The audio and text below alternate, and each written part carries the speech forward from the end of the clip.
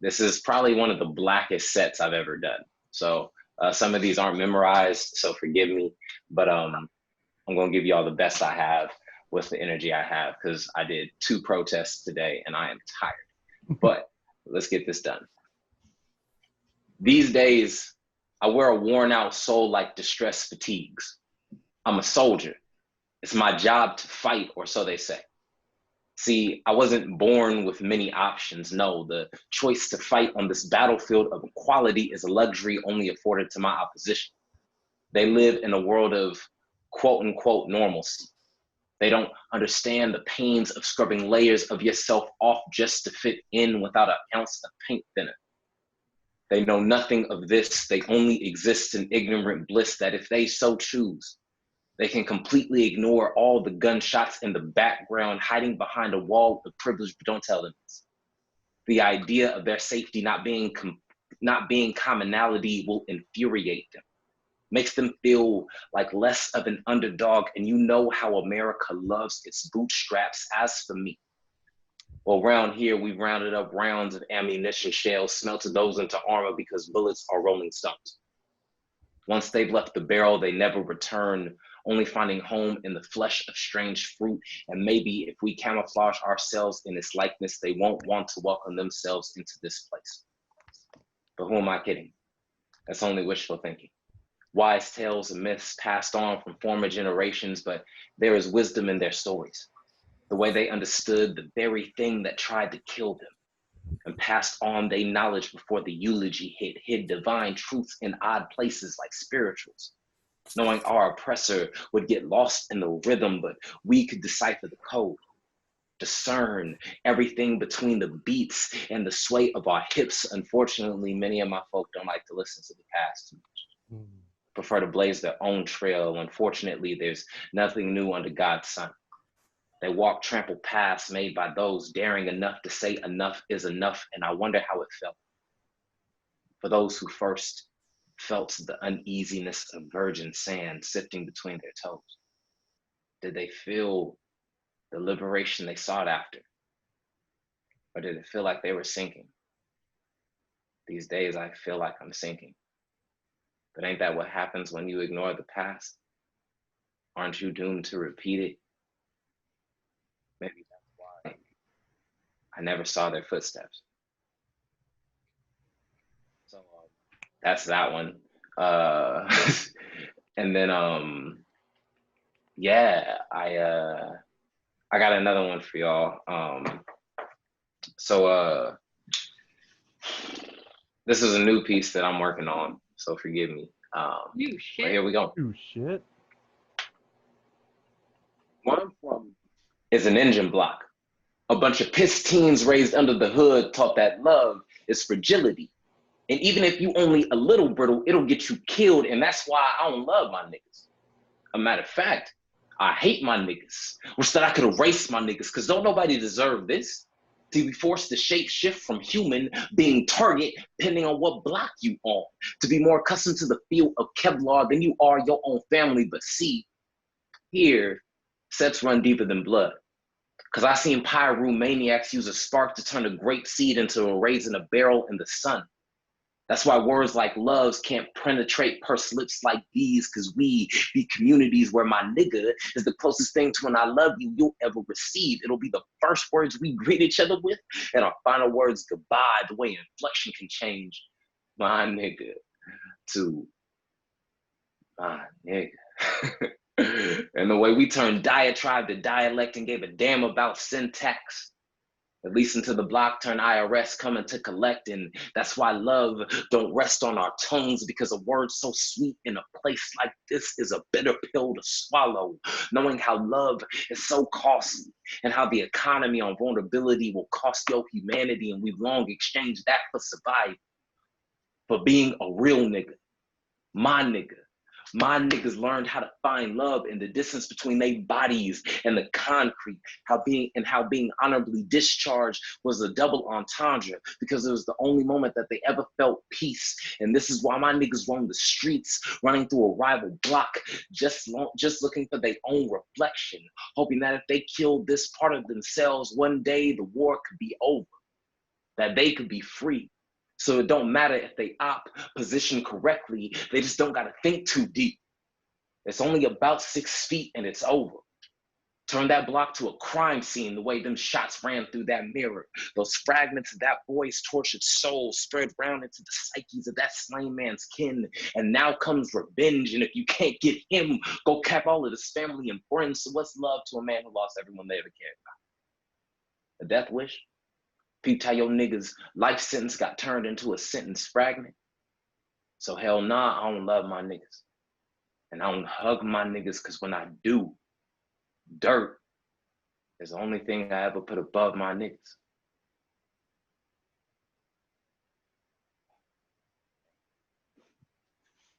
I like doing that one.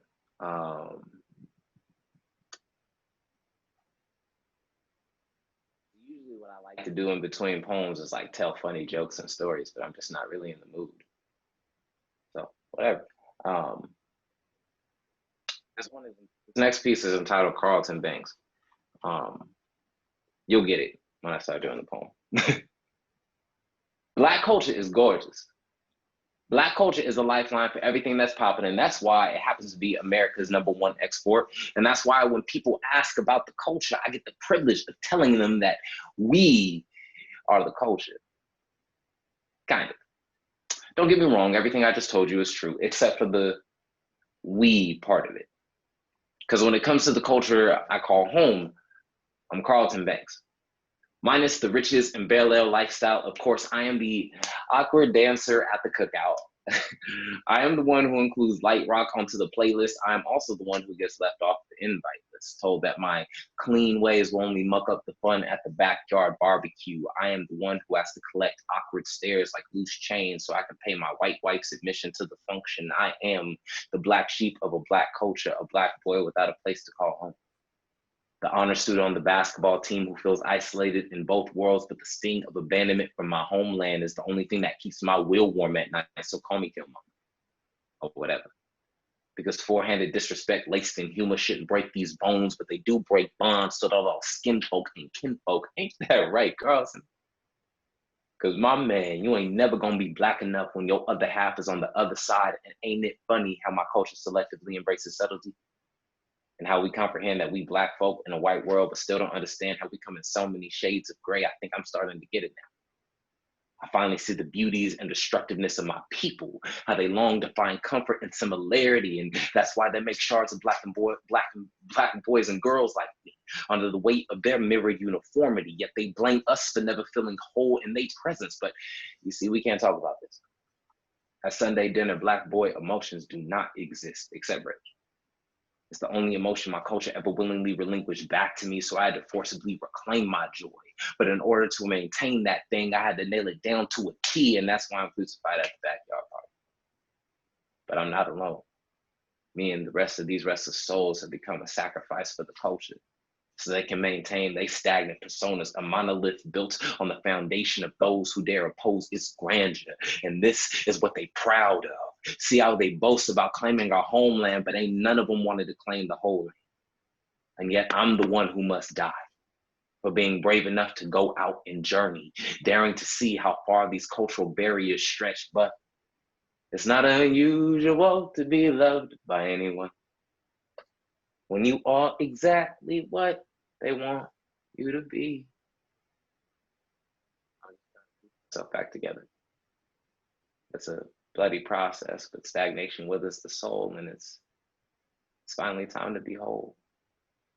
But ain't it unusual to be loved by everyone when you are exactly who you desire to be?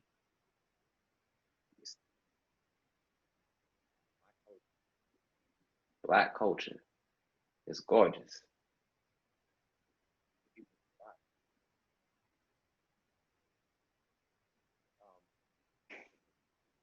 I got, I think, maybe 2 more poems for y'all.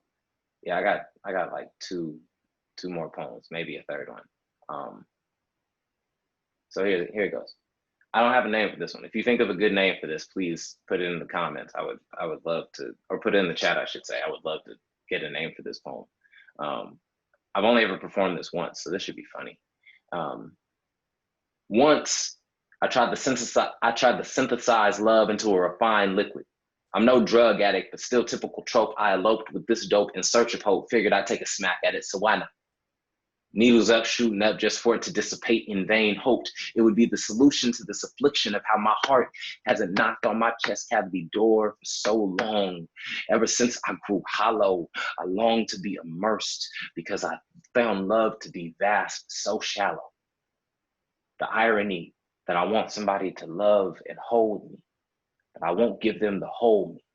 Out of fear that they'll just look and find holes in me. My friends told me to try intimacy, a fast track wave of emotional bliss, but none of the scary commitment, not understanding I am not afraid of love's longevity. I'm afraid of its climax, that I'll be head over heels in what I perceive to be love, to find out I've simply been someone's erotic fantasy, that they never wanted me to hold them or embrace to hold them. They didn't even want me to see the holes in them. They just wanted me to fit into a hole in them. But that's what happens when you're a Black man in a sexually racist world.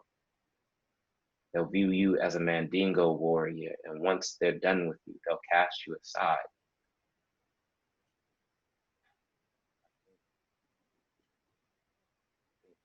Better understanding the idea of what my sister always complained about, and how that girl only ever looked at me as a lengthy extremity, saying that someone saw me as an elementary school puzzle, fit the round peg in the square hole when I just wanted to be the missing pieces in each other's jigsaw.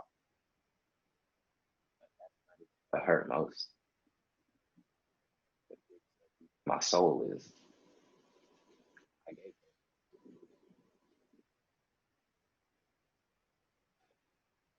so I got two more poems for y'all, and then I'll be done.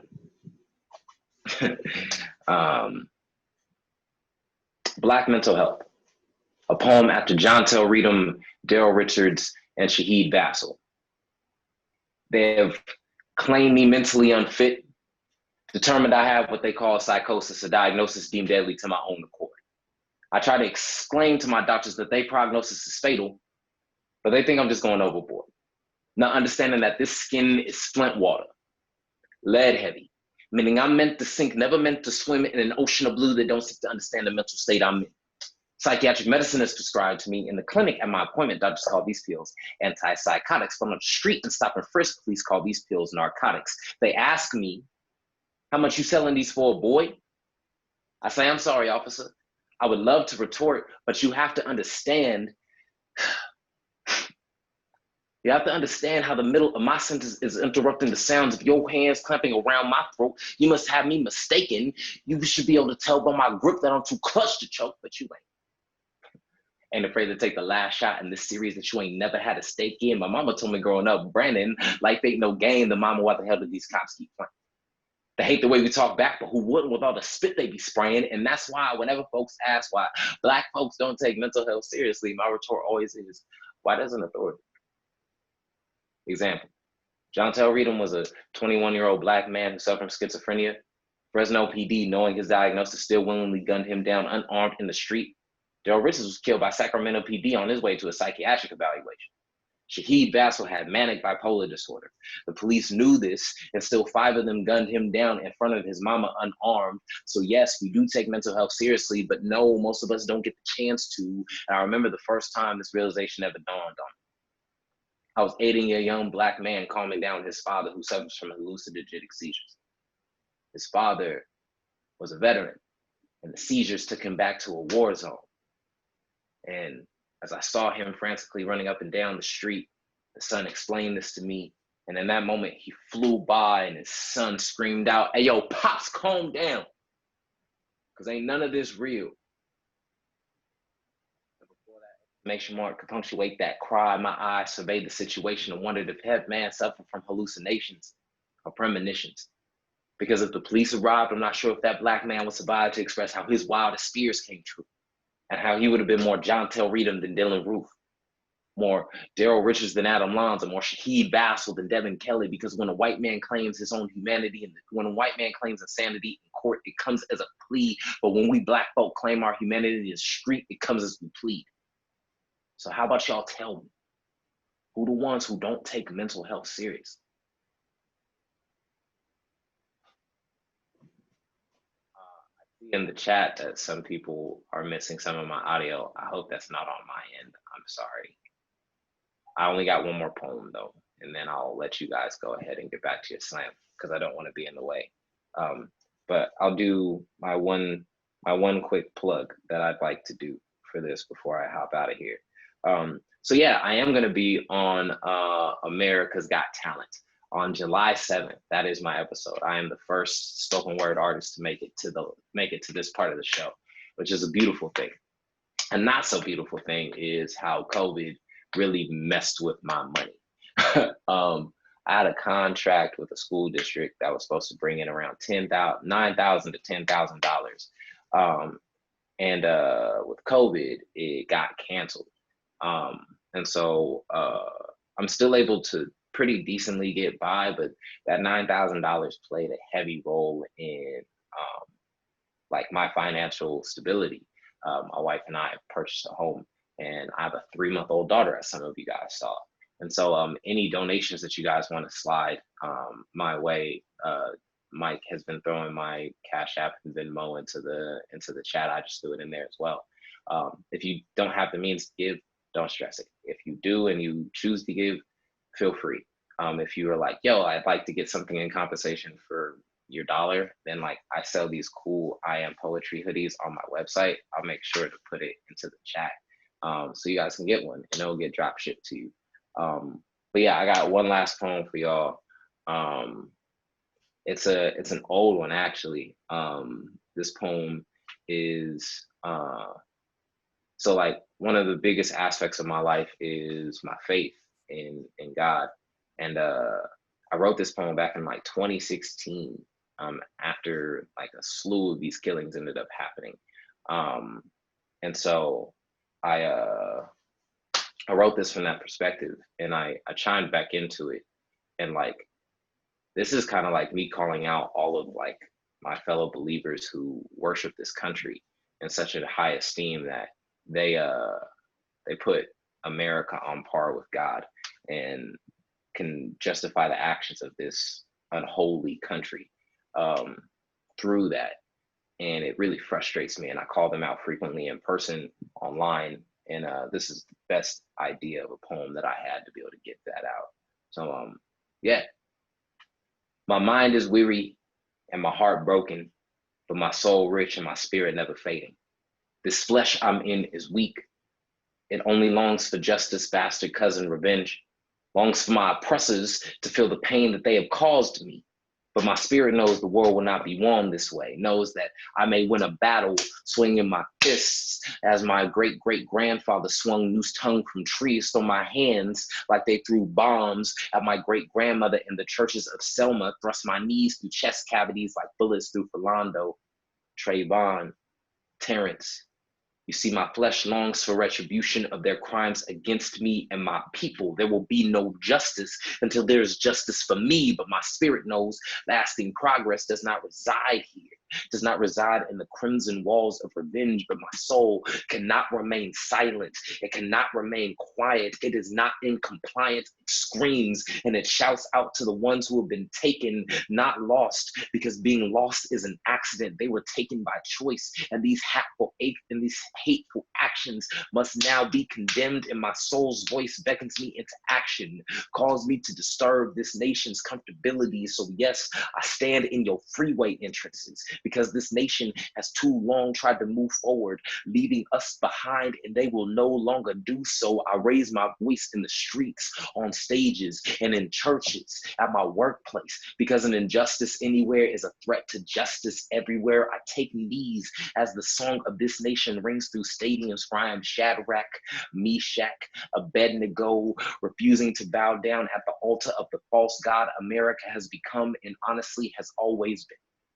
With every bit of conviction in my soul, I vow to represent God and my Savior on the front lines of oppression versus justice, and to be on the right side of history with loving accountability. But that don't mean it don't come with consequence. I fight only for the things I care about, so America understand that I care about you.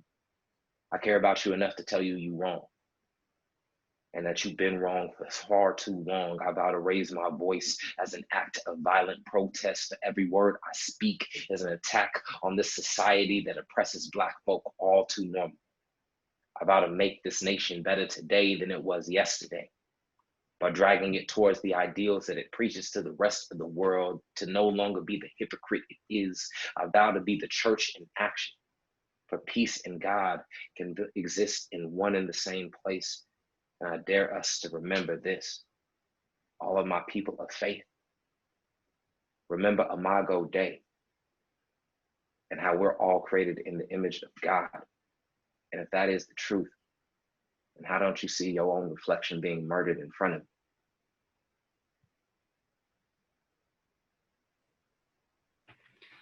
Woo! Beautiful. Let's hear it one more time Yes. for Brandon, everyone. Yes, Brandon. Whoa. Yes, poet. Oh, wow. Wow. Thank you so much again, Brandon, for being our special feature and sharing the space with us. That was awesome. I love you, bro. That was an amazing feature. Thank you so much.